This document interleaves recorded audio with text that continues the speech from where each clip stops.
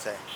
అన్న లూలు మాల్‌కి ప్రైవేట్ సంస్థలకి గవర్నమెంట్ ఆస్తులు ఇవ్వడాన్ని ఎలా చూస్తారు? ఏదైనా ప్రజలకి ఉపయోగపడేదానికి ఇస్తే బాగుంటుంది కానీ ఆ? ప్రజలకి అదే ఇచ్చుకునేది అమరావతిలో ఇచ్చుకోమనండి.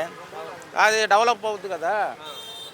ఇప్పుడు సిటీలో ఉన్నాయి వాటికి తీసుకొని ఈ వాళ్ళకి ప్రైవేట్ సంస్థలకు అప్పచెప్తే ఏదైనా ప్రజలకి ఉపయోగపడేదానికి ఏదైనా చేసుకుంటే ప్రభుత్వ ఆస్తులు ప్రజలకు ఉపయోగపడాలి కానీ ఇలా బయట వాళ్ళకి ఉపయోగపడతాం, తక్కువ రేట్లకి ఇస్తాం, ఇదంతా తప్పు అనే నా ఉద్దేశం.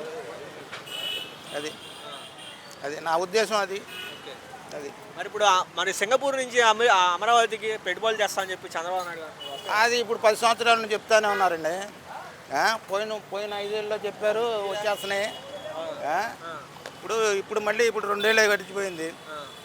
ఎక్కడికి వచ్చిందో కనపడలేదు. ఎంత దూరం వచ్చిందో సింగపూర్ నుండి.